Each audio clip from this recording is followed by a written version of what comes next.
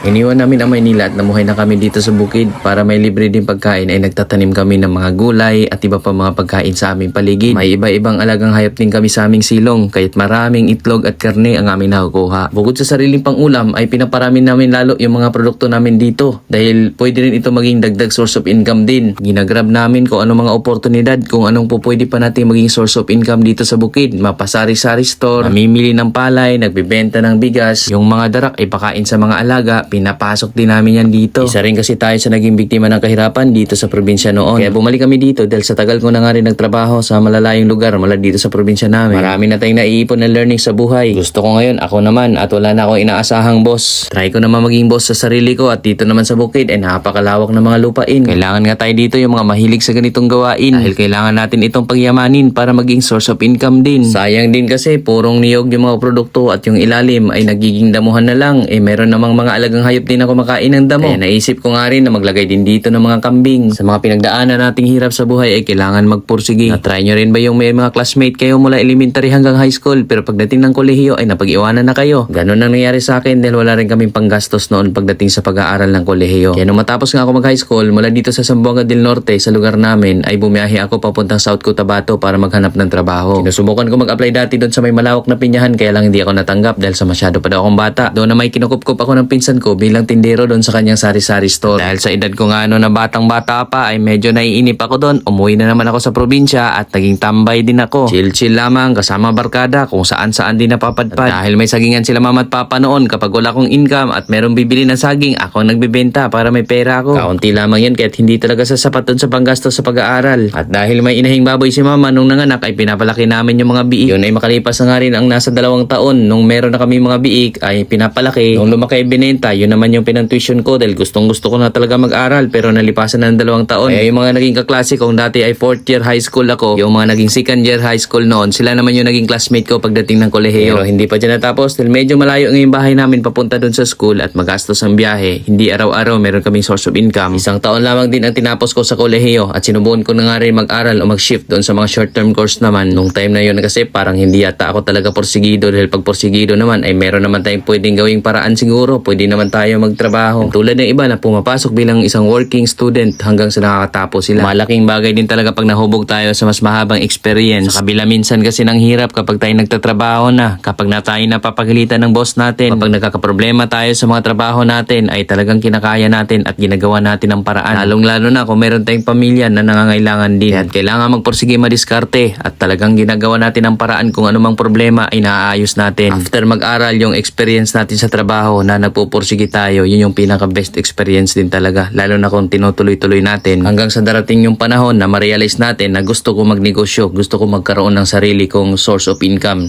na ako na yung maging boss sa sarili ko. Doon sa panahong iyon ay marami na tayong maaring hugot sa buhay na magiging sandala natin para lumaban at ilaban kung ano may yung naumpisa natin at kung ano yung hilig natin or passion natin sa buhay na gusto nating ipurso na siyang gagawin nating source of income. Sa ngayon naman ay masasabi kong hindi pa naman successful pero naniniwala ako na success ko na to para sa sarili ko sapagat ako ay napunta na dito sa nais kong gawin. Ang naging pinakadiskarte ko rin talaga sa buhay ay habang ako ay nagtatrabaho noon bilang isang empleyado, ini-inventory ko yung sarili ko. Ano ba yung mga ginagawa ko ngayon na maaring lumago sa kinabukasan? Yung tipong hindi lamang ako nakastick dun sa trabaho araw-araw na para lamang makakain yung aking pamilya ngayon, bukas at sa mga susunod na araw. Kailangan meron din tayong ginagawa na maaring sideline natin ngayon na tingin natin ay posible o pwede ring lumago sa kinabukasan. Kung halimbawa habang ako ay nagtatrabaho ay nagpapaalaga ako ng mga kambing sa aming bukid, nagpaparami kami ng mga baboy, sila mama at papa ang nag-alaga doon dahil nasa bukid naman sila at ako ay nasa Maynila bilang isang empleyado. Dahil ako may sweldo at minsan may bonus, may 13th month pay at pwede tayo mag-loan sa SS Pag-ibig. Yun yung ginagamit kong pampuhunan habang ako ay nagtatrabaho ay pinapadala ko sa probinsya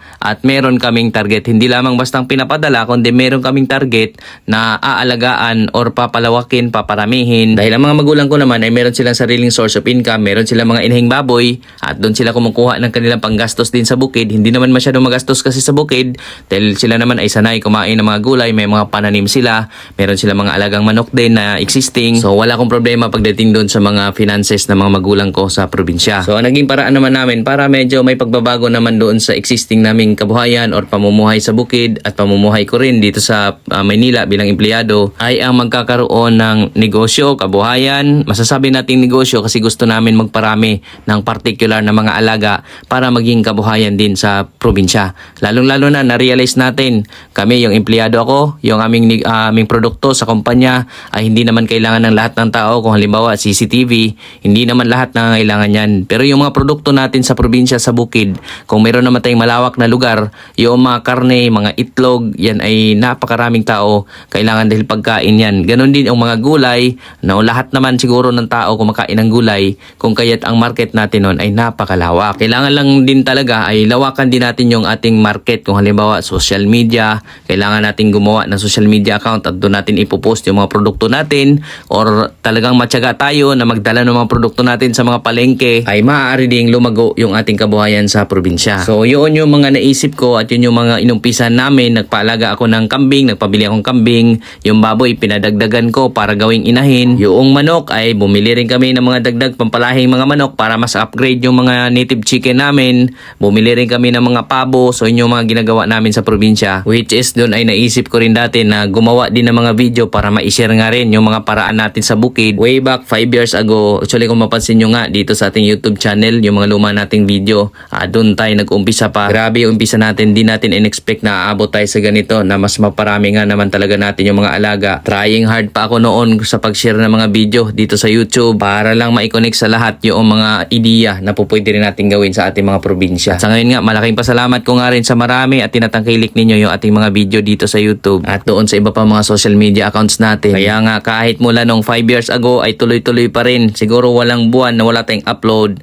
Minsan nga noon ay everyday meron tayong mga video. Ito pa rin dahil na-enjoy ko talaga din ang mag-share nito mga video tungkol dito sa pag-aalaga namin ng hayop. Kahit pa sa mga video natin na wala halos views ay talagang pinupurso natin. Kasi nga isa rin ito sa libangan ko ang gumawa ng mga video, mag-edit ng video at mag-share ng mga video patungkol dito sa pag-aalaga ng hayop. Sa ngayon ay mas pinili ko nga itong hilig ko rin pagdating dito sa bukid at kami nga buong pamilya ko ay nandito na rin sa probinsya at pinupurso nga talaga namin na sana mas mapag-grow pa namin itong mga ginagawa namin dito para maging main source of income at maging negosyo rin dahil ang dami din talagang opportunity na meron sa bukid. Kaya lang, kailangan lang talaga natin na isabay doon sa ating existing trabaho dahil sa umpisa, kailangan din talaga natin ng budget din kasi may mga alaga tayo na kailangan din ng panggastos, yung pang maintenance, pangkain nila. So sa umpisa, kailangan magsabay muna yung ating ibang source of income doon sa pinag-umpisahan nating kabuhayan. Kahit naman sa negosyo, ganun din. At kapag nakikita na natin na medyo lumago, tsaka naman tayo mag-shift na doon sa negosyo. Kung makikita natin na pag ako ay nag-focus dito,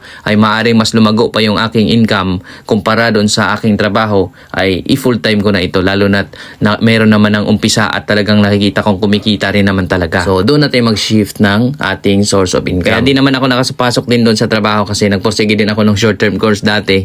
No, dahil nga ako ay technician, CCTV technician. So nag-short-term course ako ng electrician at meron akong background sa IT. Yun yung hindi ko natapos, 1 year lang ako doon.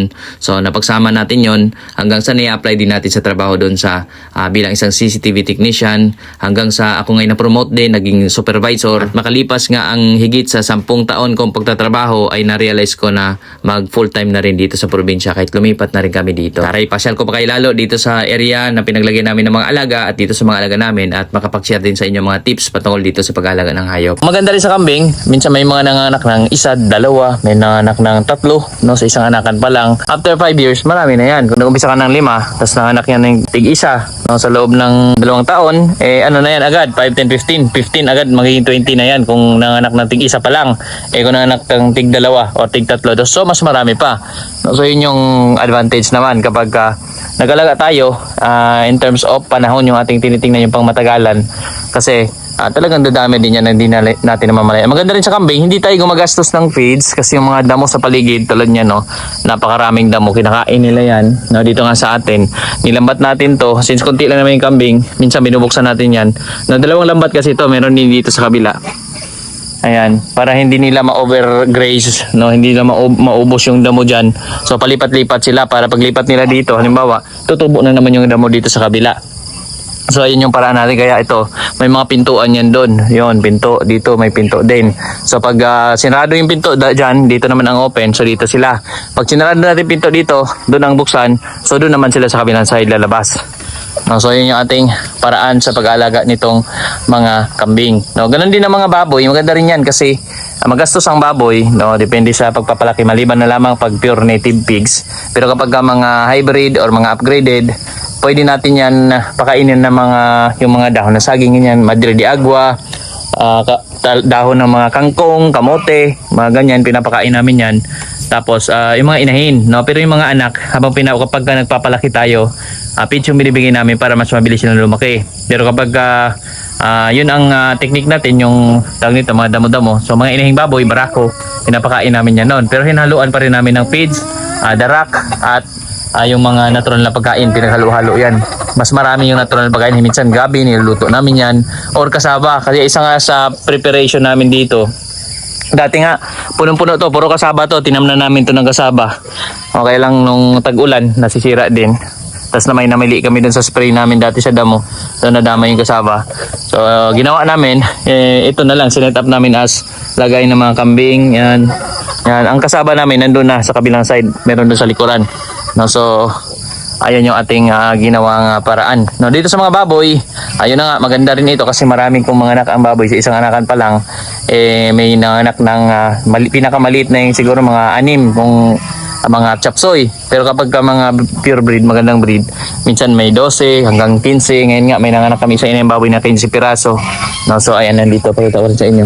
So yun yung advantage naman dito sa mga inahing baboy natin. Basta ngayon, nakalagay mo na sila sa kulungan kasi tag-ulan. Ayan, kung dito kasi sa labas yung mga baboy natin na may biik. Tapos, nandyan sila palaboy-laboy, nagpuputik. Tulad dito sa harap, oh. Kaya nandyan yung mga baboy natin inahin sa loob.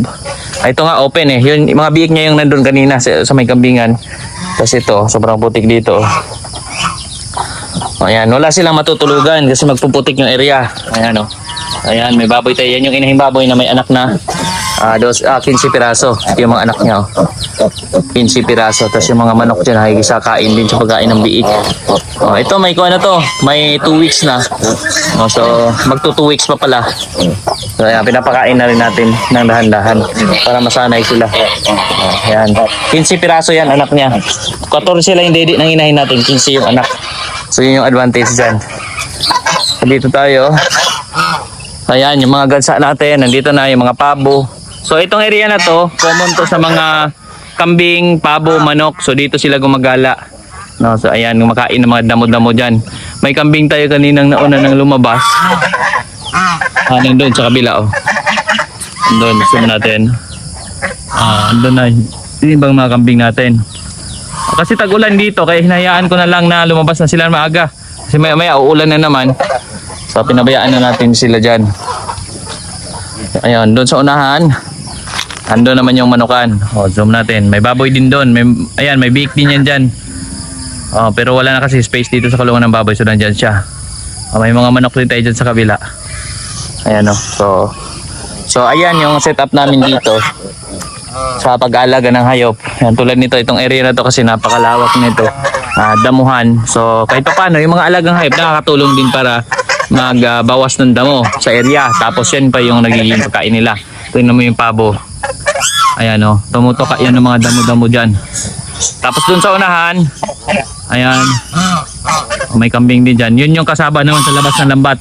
May lambat tayo dyan. Tapos sa labas niyan, yun yung mga kasaba naman. Yan yung pakain natin sa mga baboy. Niluluto muna namin yan. Binabalatan, niluluto. Tapos saka ipinakain sa mga baboy. Hinaluan ng feeds darak. No, so ayan yung aming paraan. So yung kuha na ito, ang pinaka-produkto dito ay yung mga niyog. So yan na may bihira lamang mag-harvest. So maigi na may mga alaga tayong hayop sa baba para meron tayong other source, no? Bukod dyan sa inaasahan natin niyog. Ayan. So dito yung kambing. Actually hindi kami nagmamay-ari ng lupa na to. Ano lang kami dito? Saop, kung tawagin sa Bisaya, no? Matagal na katiwala. Ang matagalang katiwala na. Actually lulo, galing pa sa lolo ko, siya yung pinakatiwalaan dati dito. Sila yung nagtatanim ng niyog. Itong mga bago, si Papa na nagtanim nito mga niyog na to. Tapos yung mga lumang niyog, yan yung mga tanim pa ng lolo ko dati, yung tsuhin ko, yung kapatid ng nanay ko. So yan, saop lang kami dito. Pero ayun na nga, so far okay naman yung mga may-ari nito. Kaya nag-alaga kami ng hayop sa baba. Ang pinaka main product nila dito is yung niyog. Kain muna tayo ng mga niyog. Keep our secret. Kalaka. Keep our secret. Kalaka.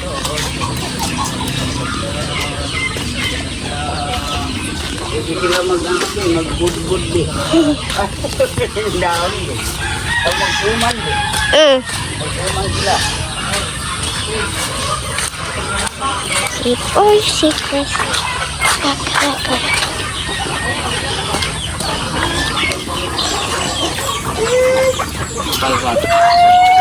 Hindi ba sila?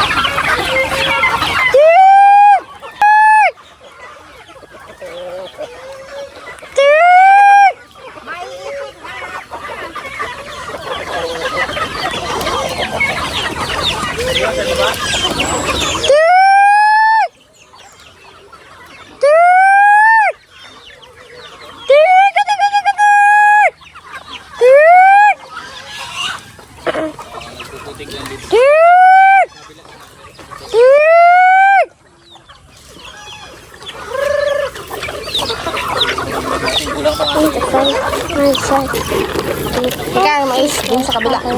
Ay, pang di pa nawig. Ito lang to.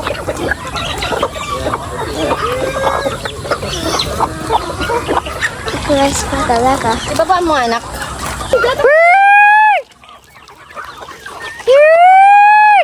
Nandiyan na sila. Oh. I can keep our secret. Keep our secret.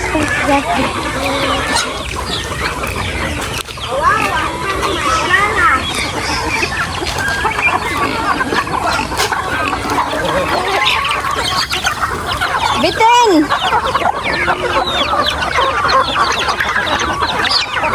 Bitin yung pagkain nila doon!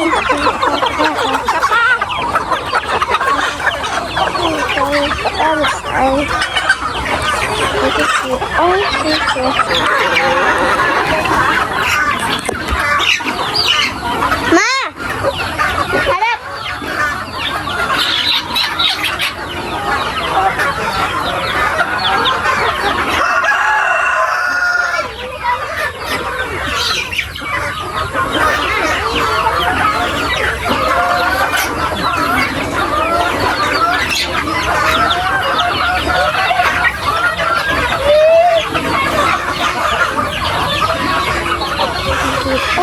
Keep our secret. Kalaka.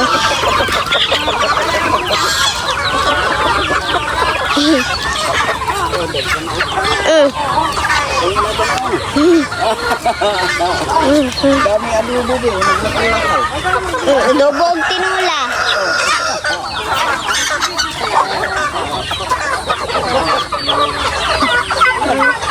Dami adobo din. Adobo og tinola. Mama!